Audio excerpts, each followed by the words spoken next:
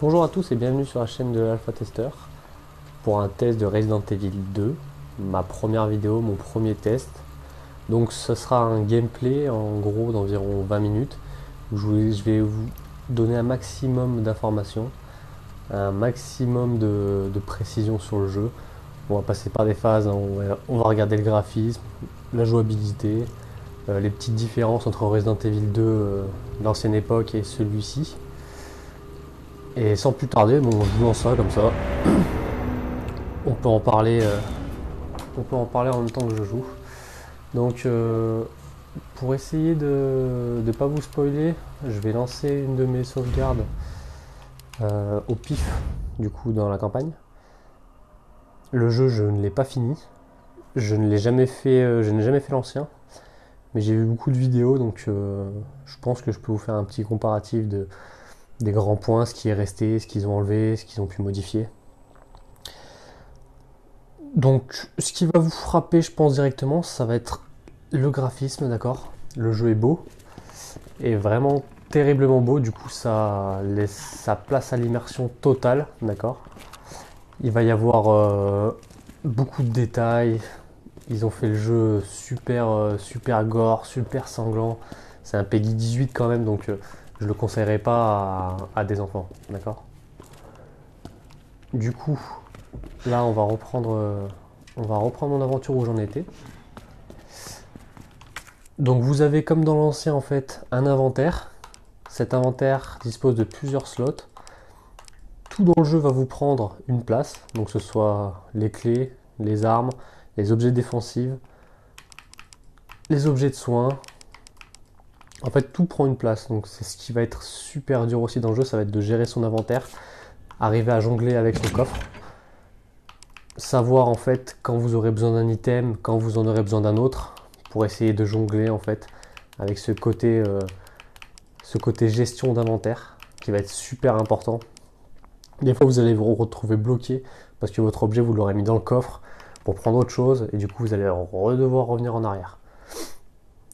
Donc là, premier point, l'inventaire.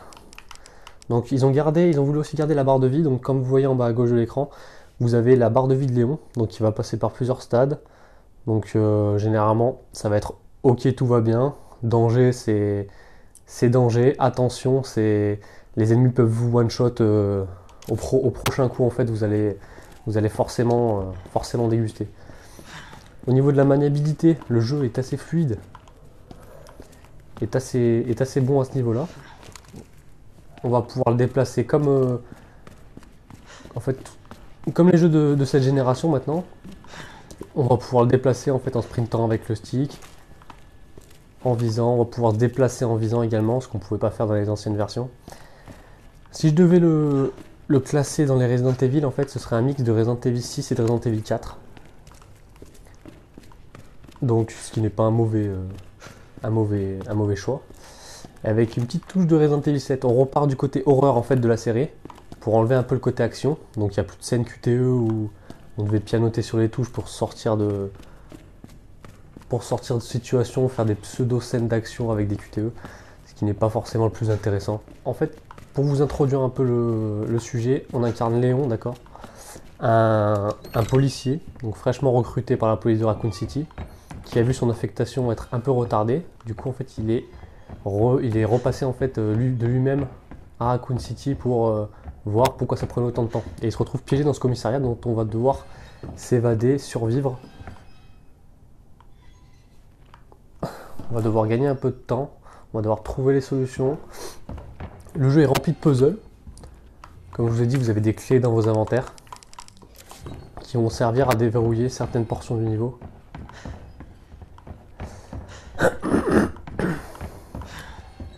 Du coup, je vais vous montrer tout de suite, ce sera plus simple. En fait, là par exemple, je vais être bloqué là-haut. Il va me falloir un objet en fait pour manipuler ça. Cet objet, je vais le trouver dans une autre portion du niveau. Je vais devoir l'amener là pour ensuite pouvoir passer au-dessus. Le truc qu'ils ont gardé en fait par rapport à Resident Evil 2, c'est qu'on va devoir faire énormément d'allers-retours. Le jeu est constitué 80% de backtracking, on va devoir aller à un endroit, on va pas pouvoir passer, du coup On va retourner à cet endroit, on va aller chercher la clé, on va revenir, ce qui va nous dégager le passage, on va pouvoir continuer l'histoire. Du coup là, bam. Ils ont gardé le système de combiner certains matériaux pour en créer d'autres. Je trouve ça assez plaisant. Petit coffre portatif, ok. D'accord. Donc ils ont gardé cet aspect gameplay. Donc ils ont gardé le...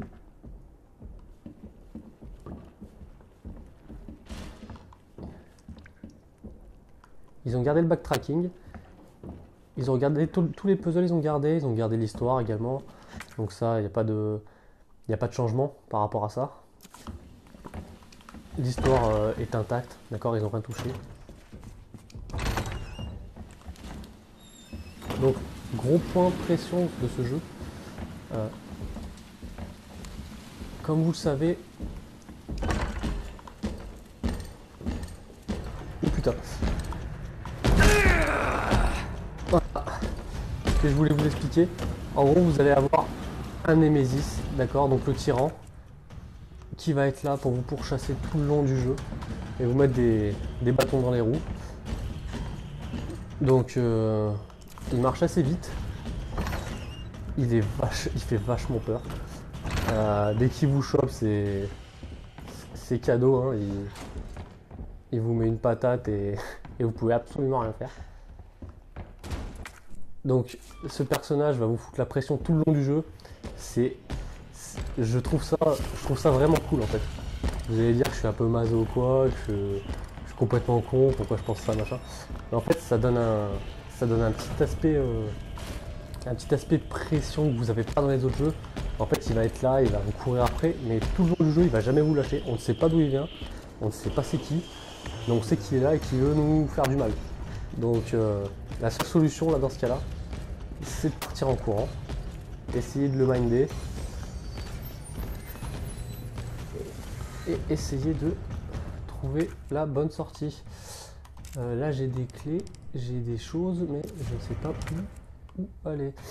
Quand vous essayez de résoudre un puzzle en fait, si vous voulez le temps qui passe, d'accord, est toujours actif en fait. Donc le tyran peut continuer à vous pourchasser. Si vous êtes en train de faire un puzzle, l'écran ne va pas se bloquer en fait. Il va être derrière vous, il peut venir, il peut vous frapper, il peut vous défoncer. Faut vraiment savoir gérer la pression et être assez rapide à ce niveau-là. Là du coup j'ai la clé trèfle et la clé de pique. Dès que vous avez un objet clé qui ne vous sert plus à rien, vous pouvez la jeter directement. Vous avez une petite icône qui vous rappelle que vous pouvez la jeter. Du coup j'ai la clé trèfle. D'accord, ok, en fait il m'a surpris au moment où j'allais... D'accord, ok, donc j'étais bien au bon endroit. Donc le jeu me l'a mis bien pour me faire chier. La map ne changera pas en fait, vous êtes tout le temps dans le commissariat normalement si je dis pas de bêtises. C'est pas par là. Pour moi en fait il y a deux types de peurs en fait. Les peurs en fait, les jumpscares, il va quand même y en avoir dans le jeu, c'est pas le problème, d'accord. Ok, j'ai entendu un chien. Et l'autre type de peur, oh putain, l'autre type de peur ce sera les peurs que vous voyez venir en fait.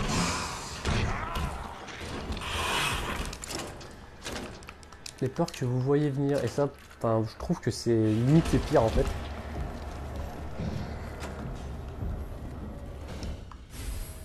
Voilà, un outil, bim, je le prends. C'est limite les pires à mon sens, parce que vous savez que la personne est là, qu'elle va vous faire du mal, mais vous pouvez peut-être pas forcément l'éviter. Là, je vais réussir à faire une boucle, je pense, dans le niveau pour pouvoir l'éviter, mais ça arrive pas souvent. Donc là, et ben même pas, je vais devoir passer devant lui. Du coup là, vous allez voir ça passe ou ça casse. Sinon, je trouve que le pari est réussi pour l'instant, d'accord. Moi, pour l'instant, je me fais vraiment plaisir avec ce jeu. Même si, comme je vous ai dit, je ne le conseille pas à un public trop jeune. parce qu'il y a vraiment des scènes choquantes et le côté sang, le côté gore. Enfin, c'est pas à montrer aux yeux de tout le monde, je trouve. Donc voilà. En fait, vous allez faire des allers-retours dans les niveaux pour choper des pièces qui vont vous permettre de faire ça. Qui vont vous permettre d'avancer après un peu plus à chaque fois. Donc là, je vais avoir un petit puzzle à faire.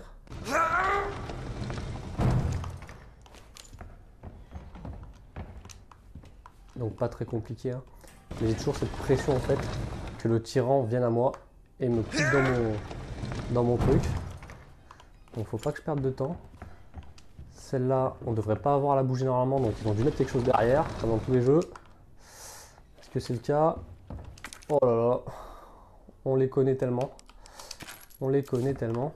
C'est parfait, ça me donne des balles. Donc je vais pouvoir continuer à avancer. Okay. Donc des fois en fait le tyran ne vient pas. Il n'est pas là. Le jeu doit sûrement le mettre à des points stratégiques en fait pour nous faire chier le plus possible. Donc il faut toujours rester sur ses gardes. Bon. Il est là-haut. Pour moi c'est un pari plutôt réussi de refaire Resident Evil 2 en remake, comme ils le disent. Après, pour moi il ne faut pas le prendre comme un remake, il faut le prendre comme un nouveau jeu en fait. C'est carrément un jeu qu'ils ont refait. Et pour moi le pari est réussi. Donc si vous vous tâtez encore à le prendre, moi je vous conseillerais de le prendre. Après ça c'est mon avis, ça ne tient qu'à moi, hein. Je vais faire ces vidéos pour justement vous donner une petite idée du jeu, pour que vous puissiez après en fait faire votre choix. C'est le but de ces vidéos. Je vais faire tous les gros jeux, également tous les jeux qui m'intéressent un minimum. Il y aura du Anthem, il y aura du Days Gone, il y aura du Last of Us 2 si un jour il sort. Il y aura un peu tout, même des jeux sur Switch. Je pense en faire quelques-uns.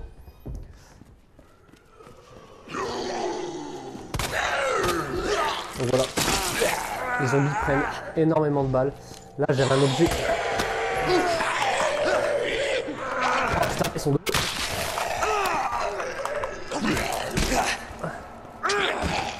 Donc voilà, Léon est vachement bien animé, comme vous voyez. Le jeu c'est de la next gen, on se fout pas de votre gueule. Dès que vous êtes un peu blessé, vous ne courez plus à votre vitesse optimale. Il suffit de prendre des combinaisons d'herbe ou autres pour vous régénérer votre vie. Regardez, je vais vous montrer un peu la répartition des dégâts. Vous tirez dans la jambe, ça casse la jambe. Vous tirez dans la tête, c'est pareil. Comme je vous disais tout à l'heure, dans l'ancien en fait vous aviez une lock automatique, vous aviez juste à tirer. Là si vous loupez des balles, ben c'est dommage pour vous, mais c'est le jeu. C'est le jeu ma pauvre Lucette comme on dit. Regardez-moi. Par contre c'est super bien fait comme vous pouvez le voir.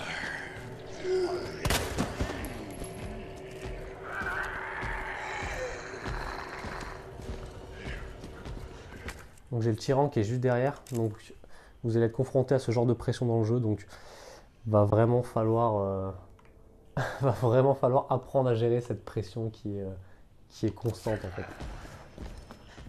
Donc je vais essayer de repartir par là, je ne garantis pas que j'y arrive. Vous voyez il est... Aïe, il n'y a pas de porte, merde.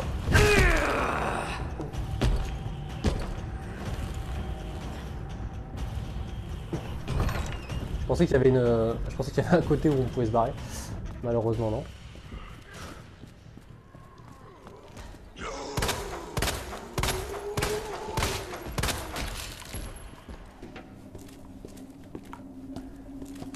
Bim. Donc en fait on va trouver toutes sortes de documents. Donc là je viens de trouver la carte en fait de la zone où je suis. Où je vais pouvoir un peu plus m'orienter en fait convenablement parce que c'est un vrai labyrinthe. Donc là comme vous voyez à l'image de ce couloir sombre où je m'aventure, où je n'ai pas envie d'aller. Ça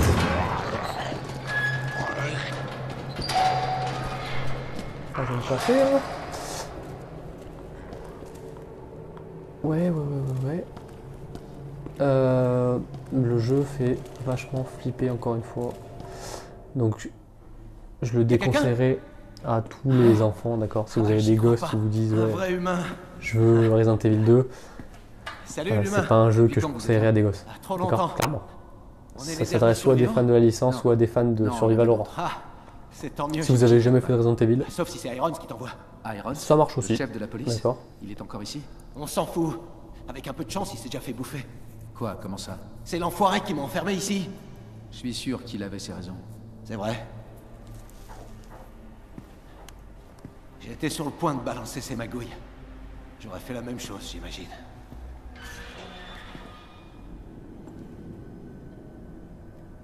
Hé, je te propose un marché. Libère-moi et je te donne ça. C'est le seul moyen de sortir du parking. Crois-moi. Désolé, je peux pas faire ça. Je dois d'abord parler au chef. Écoute, on est tous les deux pris au piège ici. Donc, soit on fait un effort et on s'entraide, soit... Eh merde, il arrive. Quoi? Qu'est-ce qui arrive? Allez, allez, fais pas le con. T'as besoin de ça. Fais-moi sortir de ce putain de trou.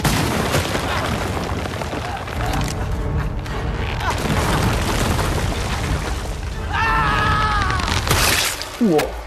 Donc, comme je vous disais, il n'est pas destiné à tout le monde ce jeu, d'accord.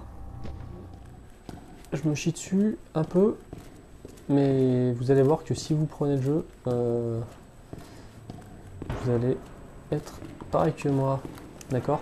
Donc vous avez un couteau, cette fois-ci vous pouvez utiliser un peu comme dans le 4 pour vous battre contre des zombies ou ce que vous voulez. Bon, je vous le conseille pas.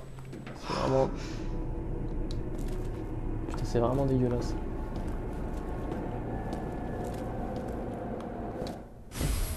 Hop là, bon bah la clé que j'avais besoin, qui va me prendre encore une fois de la... Oh putain!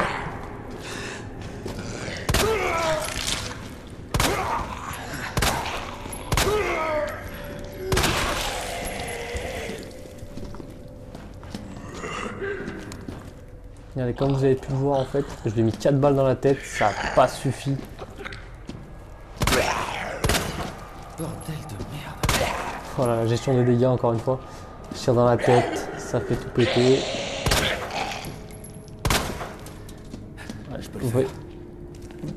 Vous voyez ce que je viens de vous dire? Les ennemis prennent un nombre de balles incroyable quoi. Putain de merde. Regardez-moi ça, il est invincible quoi. C'est possible.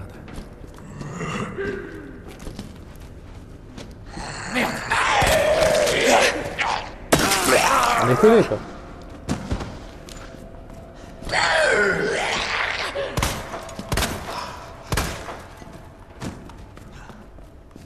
C'est pas possible, c'est Chuck Norris.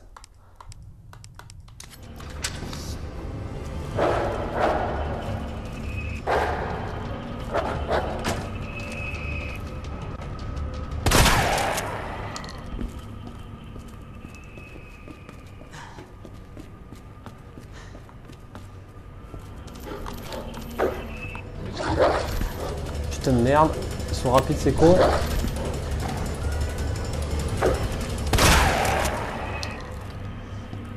Donc là actuellement j'ai plus de balles, d'accord, il me reste une balle. Donc en fait il faudrait qu'ils s'alignent tous en fait et que je leur tire dans l'œil et que je les tue tous d'un coup. Malheureusement.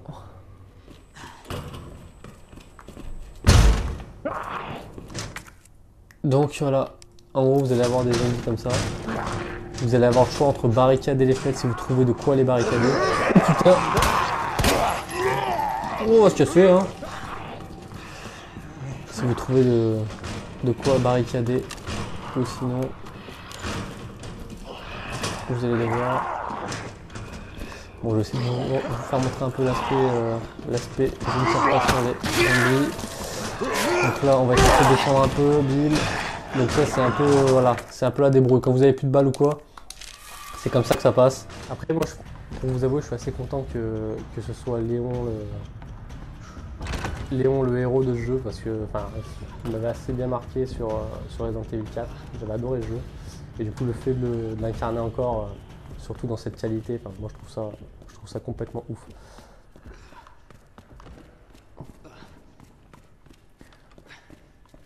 Donc je pense avoir fait à peu près le tour de ce que je pouvais vous montrer sur le jeu. pour moi, c'est un pari réussi, d'accord. Ceux qui se demandent s'ils doivent se l'acheter ou pas, pour moi, je dirais, qu'est-ce que vous faites encore là à regarder la vidéo? Allez vite dans un magasin spécialisé pour l'acheter ou prenez-le en réseau. Enfin, faites bien ce que vous voulez, mais faites-le. C'est complètement un nouveau jeu, comme je vous ai dit tout à l'heure. Il ne faut pas prendre ça comme un remake. Que vous ayez fait la série des Resident Evil ou non, ça ne gêne en rien l'expérience. D'accord. Vous pouvez très bien ne jamais avoir fait de Resident Evil et arriver sur le jeu et prendre autant de plaisir que quelqu'un qui est fan de la série. Moi, pour vous donner une ordre d'idée, j'ai fait le 4, 5, 6, 7, le 7 en VR. Là, je retourne sur le 2. J'ai encore plein de sensations. C'est terrible, quoi. Donc voilà, si je peux vous conseiller, moi je vous conseillerais de le prendre. Après, un public averti quand même. Pas l'acheter pour son gosse, pas l'acheter voilà, pour n'importe qui. Donc voilà, c'était ma première vidéo du coup sur ma chaîne YouTube. J'espère que ça vous aura plu, que ça vous aura aidé à faire votre choix. Et on se retrouve dans une prochaine vidéo sûrement, avec peut-être un peu moins de pression, mais avec plaisir. Allez, salut à tous!